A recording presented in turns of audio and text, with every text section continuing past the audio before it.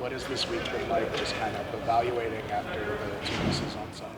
Yeah, I think, it starts with our operation as a whole, right? We all have a part in it, protection in the operation, snap, hold, kick, and just doing our best job to continue to move forward as far as evaluating and getting better at everything. What led to the decisions to bring in Harrison and Jake? Yeah, I think just over time, and just it wasn't the operation and the standard that we have set hasn't been reached to this point, and I think we all know that, and it's about what's best for the Rams. We love all the players that we have here, but we just got to always continue to evaluate. And at the end of the day, competition breeds success, and I believe that with all my heart. And so, coming in here to compete, and we'll figure it out. I don't know if you can answer this. It's been good. Everyone's performed well. Like Coach said yesterday, the expectation is for Jake to be snapping for us, and then having the competition at the kicker spot where they battled, and we'll continue today as it goes forward. I know the unit has to work as one, and I'm not sure you can even answer this for me. Is this more a kicking problem or a protection problem that has caused the kicking problem? I think there's a little bit of everything. I think early there was some protection, but it was combined with some of the operation as well. And at the end of the day, it's about executing and getting better and continuing to improve in all facets with the operation as far as the timing, the ball flight, and the protection. And I think we've done a good job of shoring up the protection. And that obviously it comes first. We can solve that with practice reps like coaches put in, with the pads on and different stuff like that to simulate it. And we're continuing to work through the operation stuff. What are those conversations like between you and Sean in the aftermath of what happened? Yeah, very, very encouraging as far as understanding what we can improve on, what we can control, and continuing to focus on and apply our daily habits to breeding success. And that's what we've done. We've spent more time on field goal probably than I've ever spent, and it has paid off in protections. And now we got to make kicks with our operation. A year ago, when Karty struggled a couple times, you had mentioned his timing. Because a lot was asked of him on kickoffs to change, is that affecting his either physical or his timing? Yeah, that's he says it's not, but we've also obviously Ethan kicked off last week a lot, and really the last couple weeks, and we're continuing to do a lot of that stuff. So taking some of that off to making sure that we are focused on the field goal because we got to put points on the board. This has gone on for a few weeks now, so I guess what gives you confidence that you guys have the means to get it all fixed? Practice what we do, how we implement it, how they perform out here to breed confidence. Obviously we got to do it in the game. Make no mistake about it. We got to execute at a high level in the game and put points on the board. And at the end of the day, we have to be able to control what we can control, and everything we've done out here is resemblance of that. Is the expectation to have a decision at kicker by the end of today, or when do you expect to have that? Yeah, probably. I mean, that'll be Sean, Les, as we come together with me and Coach Kotwika and discuss that, whether it's today or tomorrow, because today will be the last real set of field goals. So whether that conversation happens tonight or if it's tomorrow during the staff or whatever, but the expectation is to know soon. You notice different people holding for the kicker. Is that just a continuity thing, or? Say that one more time, I'm sorry. Different people holding for the kicker? Sometimes Puka is in there, I noticed, no? No. I No. saw a different person in there holding. Maybe No. it was somebody else. When you're working the backup holders on the side and things like that, we do have like Xavier or Jay Witt or Matthew, guys that can be backup holders. We work that, but not as far as in the stuff or in a game or anything or in practice reps. We're not going to take away from the actual reps from that for working a backup holder. Chase, not part of this team, but for years, Tom Dempsey had the record of 63 yards. Seemed forever. Yeah. This weekend, 68.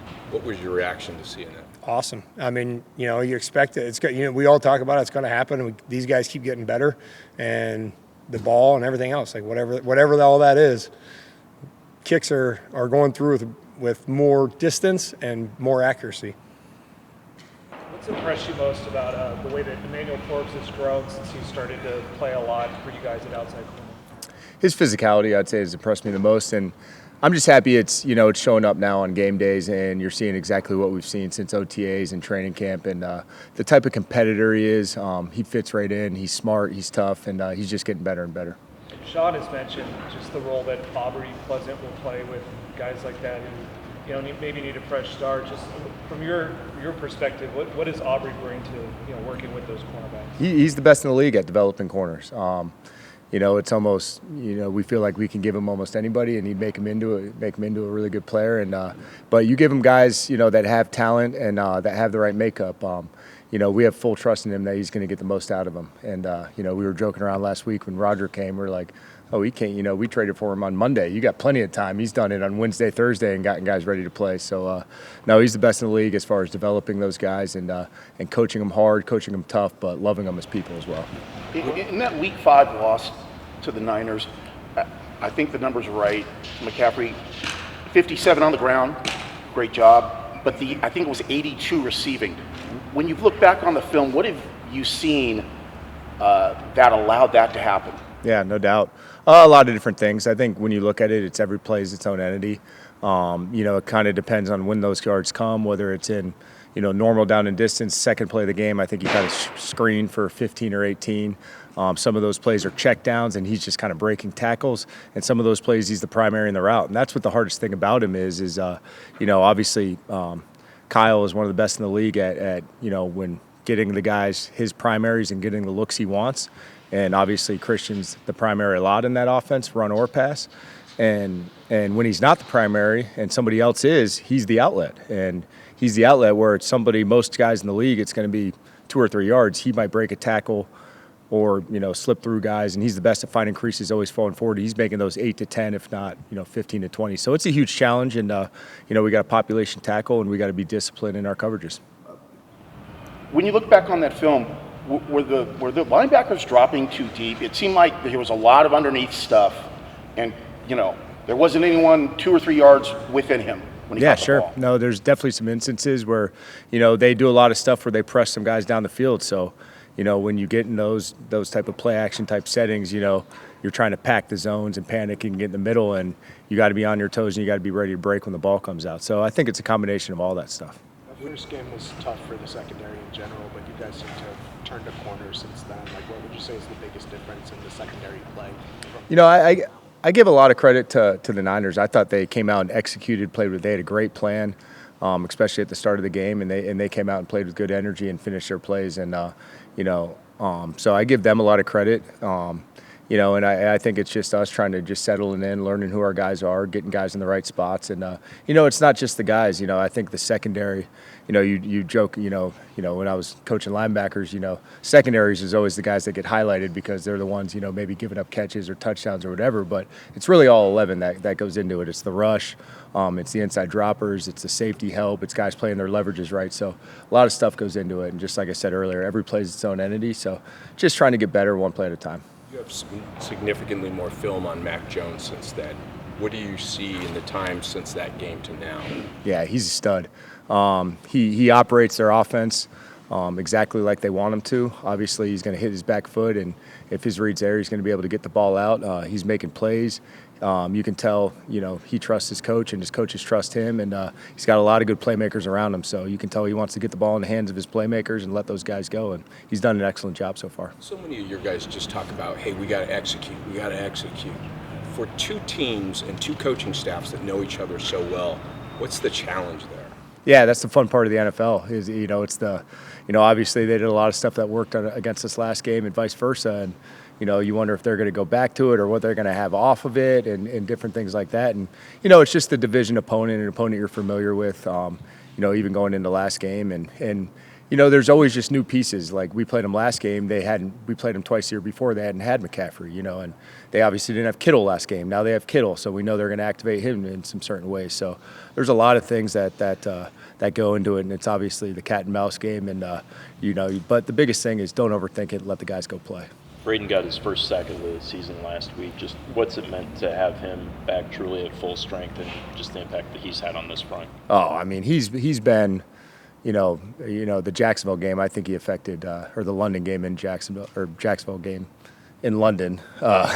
He affected that game more than anybody. I said last week he led the league in assists, so it was nice to see him finish and get one. And I think what the coolest part is you see how happy his teammates are for him. And, that's just the type of guy he is, and he's just an unselfish player. He's not worried about the stats at all. Obviously he wants to get sacks just like everybody else, but he just wants to win and play good defense, and so he's in a good place. Quentin Wake and Nate Landman have talked about how much they communicate, to set the defense, to adjust before the snap. Just what have you noticed out of sort of the connection that they've built since Nate's gotten here, and what does it do for you as a coordinator to have that on the field? Yeah, it really feels like they've known each other forever. They played in the, I think it was the East-West game together in college, so, and obviously the same conference and everything coming out. So they've been, pretty close really since Nate got here. And those are like two coaches on the field. If those guys wanted to, ever wanted to coach, they would be excellent coaches, and it's great to have them. They're really extensions of the coaching staff. There's a lot of stuff that they're suggesting to us that we do, and we're listening to them. It's always just back and forth, and they take stuff into their own hands, and those are two of the best communicators I've ever been around, and we're lucky to have them. What does it take to be a good communicator on the field for a player? Well, you got to know the defense, and you got to have trust, and you got to have confidence in it, because you got to speak loudly. So, you talk about communication, the volume that you're speaking with. You're talking to 10 other guys, and these guys are depending on you. So first, you got to know it, and you got to have confidence in it, and a lot of that's also signals, different things like that. Some of it's real subtle, just kind of subtle talking, what you're doing, whether we're making this check or this call, or I'm taking this inside move, different things like that. So, there's a game within the game that I think all the players, if you ask them, they probably know better than me. But we try to emphasize it as much as we can. What have you been able to see out of Davis Allen as far as his pass catching ability this season? Yeah, he's got mitts. You could see that coming out of Clemson. I thought Les and their team did an awesome job of just, seeing what his superpower really is. And it's not just that, obviously. He's in both phases. He's doing a really good job, that whole group is. What's his development been like? It's been good. I mean, he came in as a mature rookie, and did some things, particularly in that back half of the year. You think about the screen he caught versus Baltimore for a touchdown. Awesome stick china that he caught versus Detroit in the playoff game, amongst other things. And that was his rookie year. So his development has only continued. He's only gotten more and more comfortable. Good player, better person. Davante's first touchdown on Sunday was a 13 where it seemed like the defense was really focused on the run.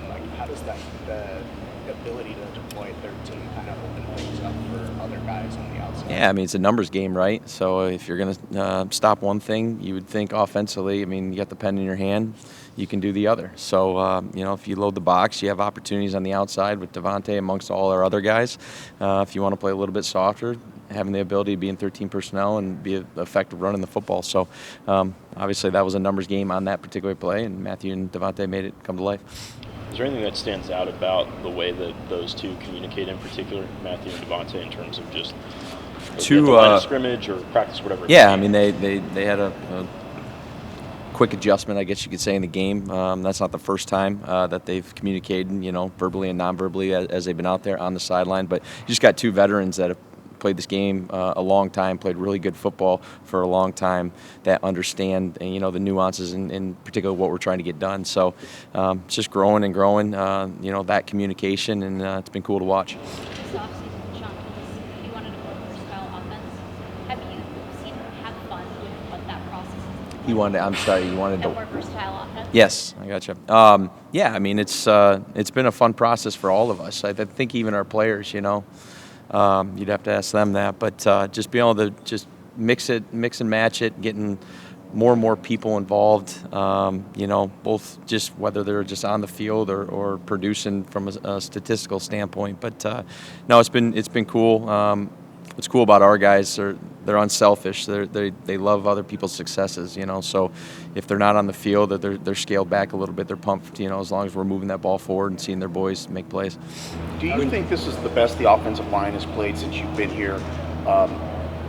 And if so, is that a health thing, or is that just a continuity thing that they are a solid group now that just knows how to get the job done? Yeah. I'm not going to answer if I think it's the best. I just think that, each week they're continuing to gel and continue to get more and more confidence. They're working well with each other. And again, we've had, some mix and matches, each and every week. But, amongst that group, they believe in each other. They work well with each other. I think Coleman in the middle just provides such a great leadership for that group. I think Ryan Wendell has done a terrific job with those guys, just relaying information. He's one of the smartest humans I've been around in terms of coaching. He just says things so easily to absorb, the information so easy to absorb. So I think just all in all, that group has performed well, and I think there's a lot more out there for them. I think each and every week's different in this league, but I think they're just continuing to go up, and but you got to prove it every week. Mike, as well as their coaching staff, they know you guys. How do you describe for you the challenge of that this week in the game plan? Yeah, each and every week's challenging. And fortunately, but unfortunately, I think a lot of us know a lot of people that we've been going against. Obviously, this one's a little bit different, particularly with Saleh, being with him for the 2 years in New York. But each week's challenging. What I guess for these guys, being a divisional opponent, just like Seattle, just like Arizona, just don't overthink it either. It's always going to be about our 11 guys, putting them in positions to be successful, whatever that might entail. So.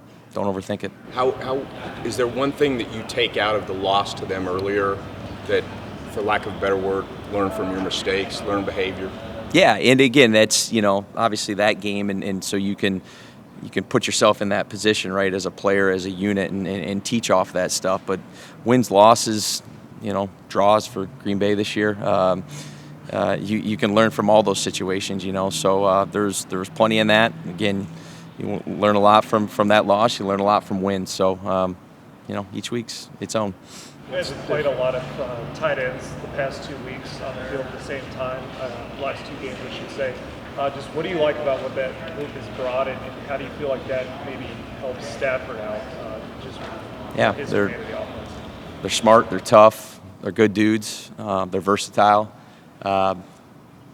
All four of the guys, it's like, who do you want here? And it's like, I have trust in all four of them. And I should say we have trust in all four of those guys in all the phases, protection, run game, and then in the pass game, So each one has their own little uniqueness to them, I guess you could say, but all four are versatile and can do what I just said. So it's been cool to watch. Again, those guys go out.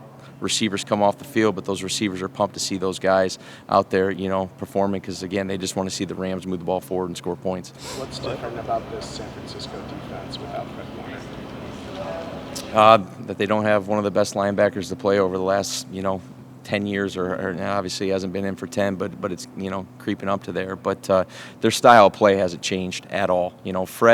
What Fred does from behind the scenes is as important what he does in front of you guys on Sundays. He provides such a leadership and such a mentality of how he goes about, not just coming out the tunnel on Sunday and playing, but the energy he provides on Wednesday, Thursday, Friday, the energy he provides in the meeting room, that stuff carries over to these guys. Like, you can see a lot of the same traits that Fred had as a young guy that he's instilling into this linebacking core, but their unit. So, yeah, he's not out there. Yeah, you want to play, a team when they have their best players, because that's what this league's about.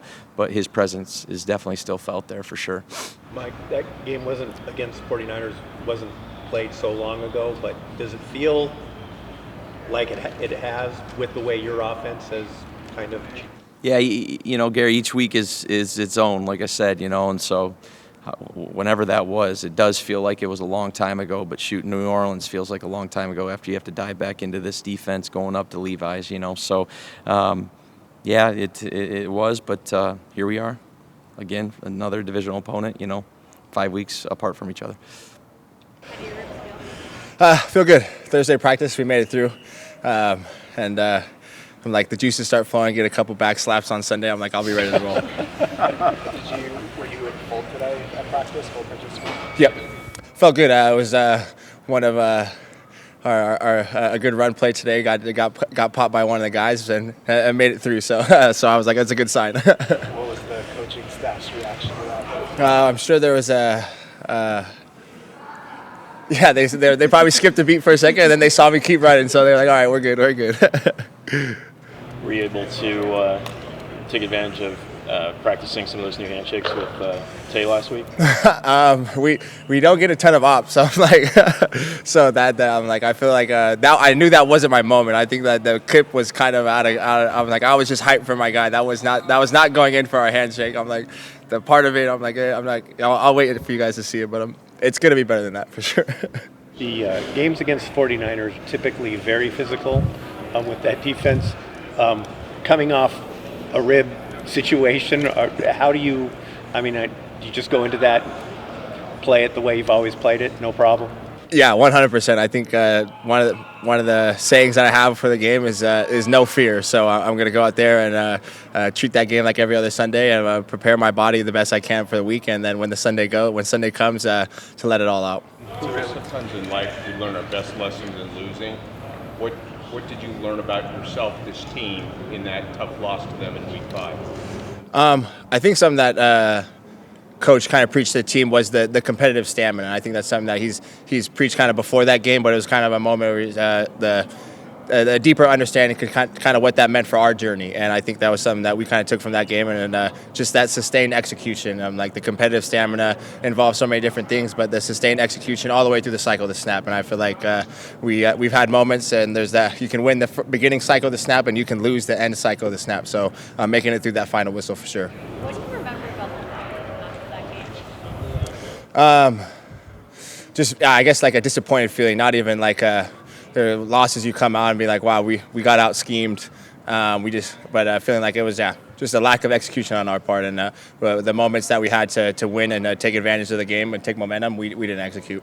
It's a tight race. Dig in a little bit more for games like this? I guess now that learning that we play these guys multiple times a year, I'm like, I guess these ones are a little bit more important. But I'm like, every Sunday I'm excited for the challenge because it presents a new challenge throughout the week to sustain and go out there and perform on Sundays. It's a tight race atop the NFC West. I know. Oh, great. About knowing the division, but does that add any juice to this matchup?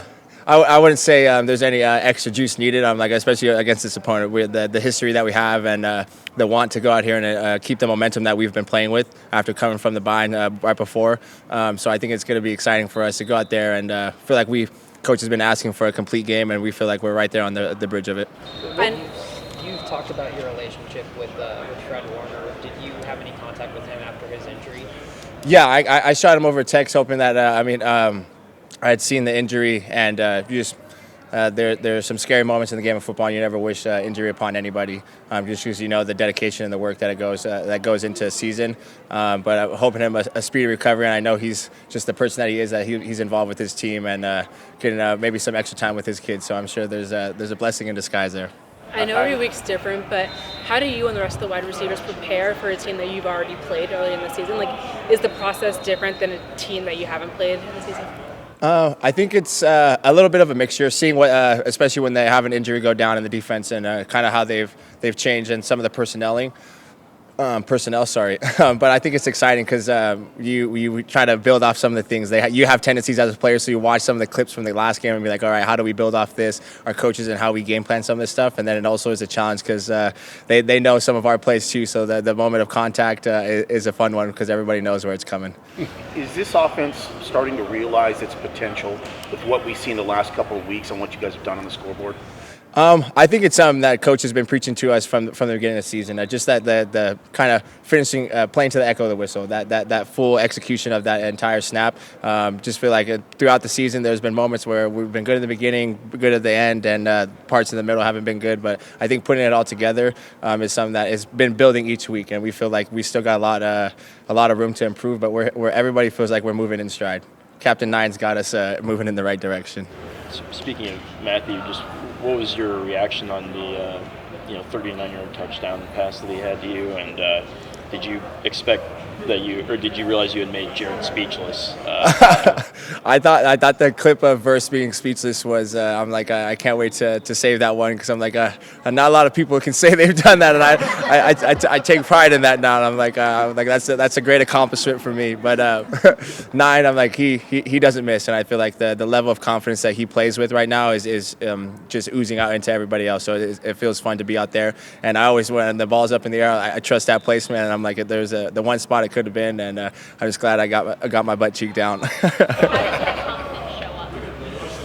I think we've all seen the clips of him getting hurt with the shoulder and the things that he's done, even just since I've been here, ribs and the other things that he pushes through. So I think just that the grittiness of that you can feel just kind of in his voice and just the way he moves, and especially in the huddle when he gets down there, it is quiet in the huddle. Everybody, the command that he has makes it real fun, because when you go out there and you're like, all right, I want to do my job well, but I also want to do it for this guy. So we know how you guys as an organization feel about stats, but statistically Matthew is putting up one of his best seasons. Like, is there anything different that you notice about the way he's spinning the ball out there?